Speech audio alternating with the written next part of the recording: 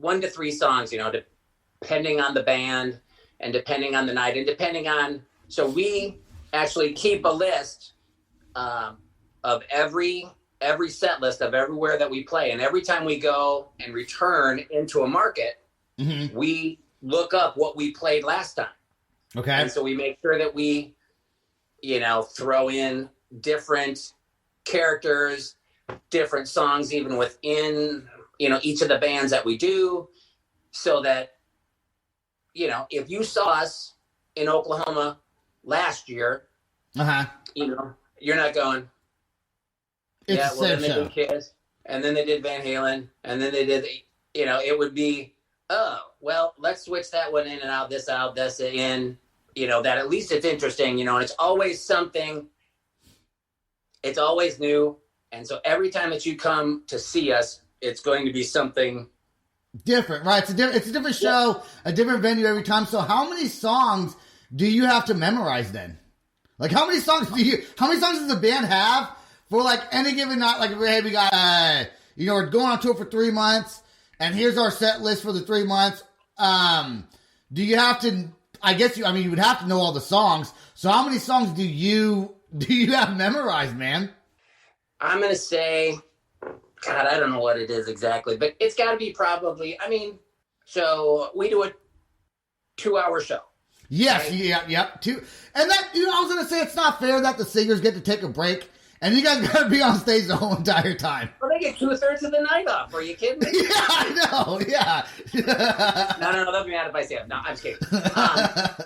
So a 2-hour show, that's about 30 songs, right? Yeah, that's a lot of... Give or take. Jesus Christ, that's a lot of songs. And so I bet when we're out, we probably have about 55 songs, maybe 55 or 60 songs that we have ready. So almost a complete duplicate show. And so that way, and that's the other thing. So we don't go out for 3 months at a time. In a regular year, we're out for 12 months of the year. We're never off. Right. We are never off of the road. So we are always, every week we're gone. Right. And so we'll have about 55 or so songs always ready to go. So every week or every night, we will get there and we will pull up what we played there last year if we have it, right? Okay. And then it's, well, what do we need to swap out? So we need to be able to swap out a good majority of the show if we need or want to on any night. So you've got to have almost 2 shows worth of music kind of always ready to go. Well, when you do the set list then, so you don't prepare the set list prior to doing the show. Do you guys kind of do it randomly when you get to that city? That's when you guys look up? You don't already have it kind of already known what you're going to do? No. Yeah.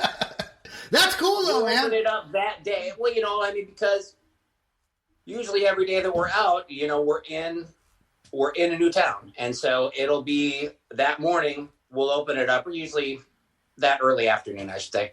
We'll open it up and go, okay, what did we play last time? Okay, is there anything new we want to switch up? Is there anything that we want to switch out? And then we will write that evening's set list up that day. Okay. Is there like one song though that's like your closer that you guys play with, or that you play every show? Like, is there like a fan favorite that's like you must play this song? It's gotta be one song. No, maybe. I guess there's not. Not really. I mean, there are songs that, maybe Bohemian Rhapsody. That probably. That's a good song. You got to play that one. You got. That's one that if you don't play it, how come you play Bohemian Rhapsody? You play it last time you were here, dude. Like, yeah. Do you guys ever get emails or messages from fans like, "Why didn't you do this? Why didn't you do that? I came to see this song." Does that happen ever? Oh, absolutely, it does. That would suck because you're trying to do the best thing you can do, and then someone complains about it. Well, right. It's always so.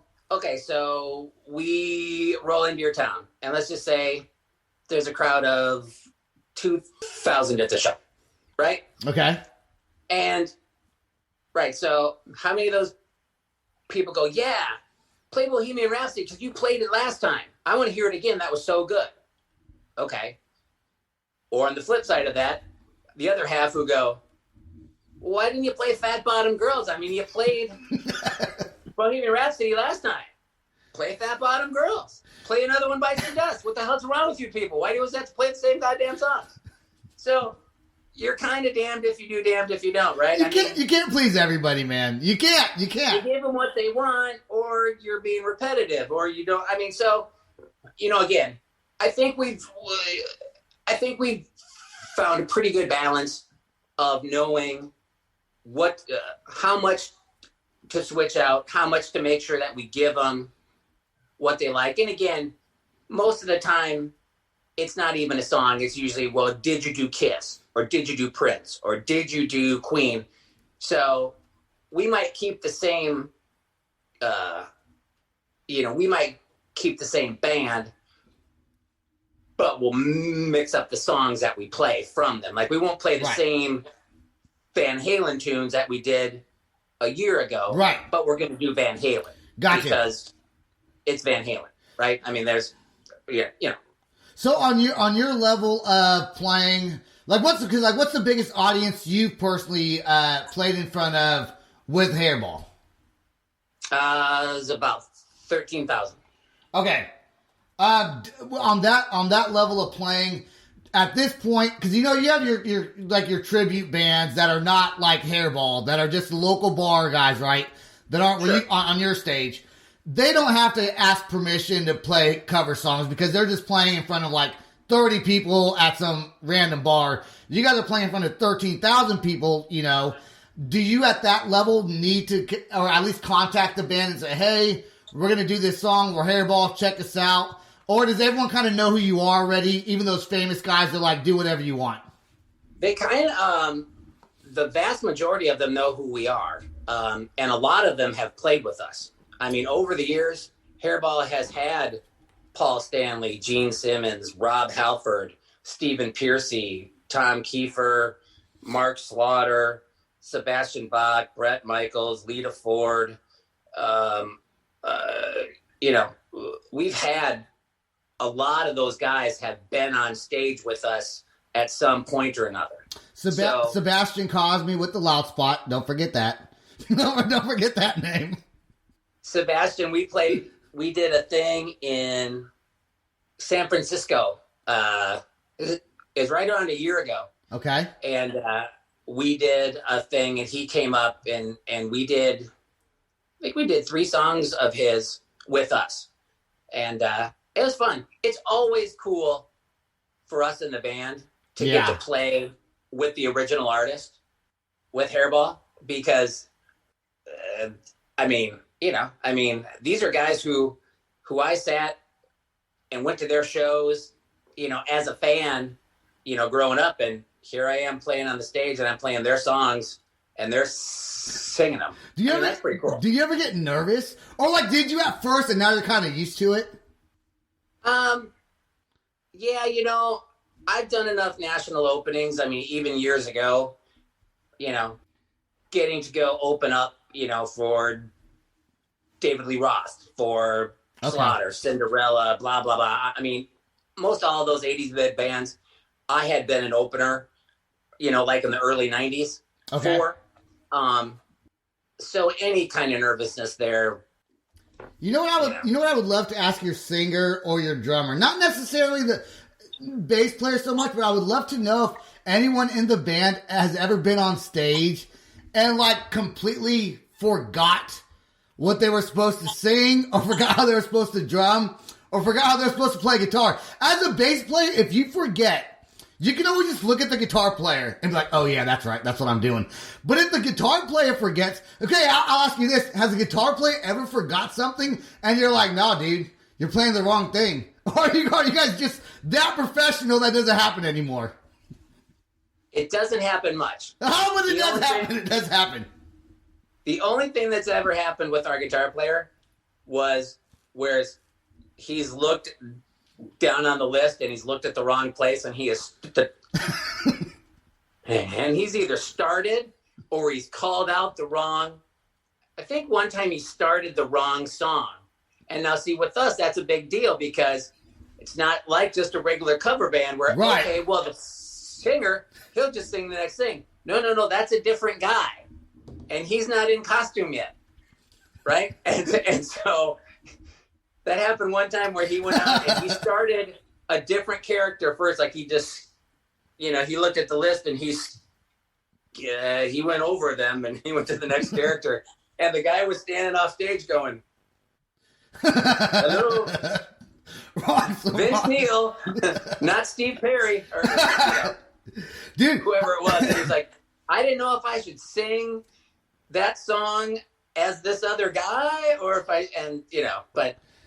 but thankfully that does not happen too often. Yeah, and I would say as a singer, it's probably harder to make mistakes because you memorize the lyrics, But some of these local bands that I talk to, I'm like, did the singer forget the lyrics? They're like, yeah. It probably doesn't happen with you guys, but if it ever did, that'd be kind of funny because the crowd probably knows the lyrics. They're like, dude, you're singing the wrong thing. We've had times where like they've had a technical issue, and like the vocal didn't work. Okay, and the crowd sang like the first half of the song. And they were louder than we were. And until the guy got the mic working, they just sang the song for us. And we're like, okay, we'll just keep playing. This is cool. Dude. Because they know every word. I mean, that's the thing, Hairball is a 2-hour highlight reel. I mean, it is the best of all of those groups. Yeah, 2 hours, man. That your fans must. I mean, I was watching a lot of the videos on YouTube and on your website, and you guys definitely look like you have a lot of fun. It's a ball. It is a complete ball, and after it's a hairball. 2 hours, I am spent. I mean, there's no doubt about that. But it's really the great. I mean, the ticket for the value for the production. The staging and the lights and the video and the pyro and all the shit that you get is everything that you would get at any arena show, right? Yeah, absolutely. And then again, like you get a 2-hour highlight reel. It doesn't matter. I mean, if for some reason you don't like Kiss, and I don't understand why you wouldn't like Kiss. Say you don't like Kiss. All right, you're the one weird guy at the show. Don't worry. In about 5 minutes, it's going to turn into Van Halen, and then it's going to be Motley, and then it's going to be Journey, and then it's going to be Ozzy, and then it's going to be Queen, and then it's going to be Whitesnake or Loverboy or, whatever. Don't worry. The next round of highlights is up. So even if you don't like a band, you don't have to because how many shows did you ever go to where like I really dug the headliner, right? But they had 2 opening bands that I was like, they suck. I don't want to go hear that band. Yeah. But you had to go sit through an hour or an hour and a half of shit that you didn't want to listen to finally get to the stuff that you wanted to listen to. Right. Well, us. You get it all. You get it all. And then it's, boom, highlights from that band. And then 2 songs later, it's, boom, highlight again. And then 2 songs later, it's something else. So it is just bam, bam, bam, bam, bam, bam, bam. Just one complete classic group after another. And the costumes and the detail that these guys, I mean, the wardrobe cases are redonkulous. I mean, they are gigantic, and those costumes are thousands of dollars. I was gonna ask you, but before I ask you this question, I do want to say that if you did not like 80s music or 80s rock and you were younger and you go to your concert, you're turning them into fans of whatever bands that you're playing. And that's pretty cool. That's pretty. But I do want to ask you. I want to ask you about. It's amazing the kids. That's what I'm saying. Like, because you can get like a 12-year-old, 14, 15-year-old kid that the parents like the music. Kids are like, you're dragging me to this concert. I don't want to go. I want to listen to. I don't even know what